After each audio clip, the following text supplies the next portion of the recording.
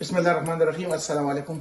बहुत सारे लोगों ने मुझसे रिक्वेस्ट की है कि जो स्टीम इनहेलेशन होता है ये हम कैसे करें, इसके लिए हमें प्रैक्टिकली बताएं। तो ये मैं अभी दोबारा बता रहा हूँ, जबकि मैंने 2020 में मैंने बता दिया था कि ये इनहेलेशन आप जो भी आपकी खांसी हो और जो खासकर लॉकडाउन और कोविड में इस्तेमाल हुआ था, इससे लोगों को बहुत फायदा हुआ, म्यूकस बलगम वगैरह, और इसके इनहेलेशन से और भी बहुत फवाइद हैं। ये पानी में डालें, इसके यहाँ तक पानी डालें ताकि नली इसकी साफ हो, इससे ये स्टीम निकल सके। 1 चम्मच विक्स डाल दें इसमें, बॉइलिंग पॉइंट पे आ जाए तो आप इसको इस तरह इनहेल करें नाक के जरिए, आराम से छोड़ें। खांसी आती रहेगी, आराम से करते जाएं। इतना एहतियात करें बच्चों के साथ हुसूसन के दूर रखें उनको, और ये इनहेल करें,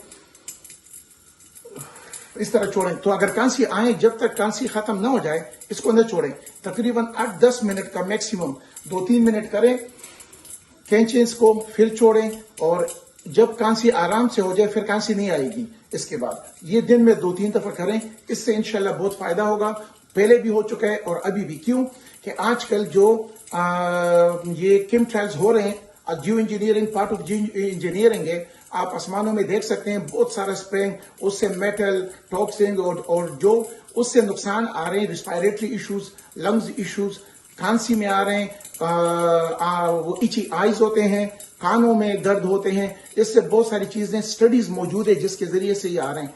ये खांसी के लिए करना, और इससे नाक, कान और गले में जो वायरस बीमारी लंग्स तक होते हैं उसके अल्लाह हटा देते हैं। तो इंशाल्लाह आप इसको मुस्तकिल करें, बच्चों को भी करवाएं, 2-3 दफा करवाएं, 2-3 दिन के अंदर फायदा इंशाल्लाह नजर आएगा। या दोबारा यो यादगारी در کوم د स्टीम इनहेलेशन څومره فائدې دي، خاص کر د کورونا وایرس او ویریانټ چې کوم ماحول جوړ شوی دی او په دې کې کم خلکو ته نزله زکام کیږي.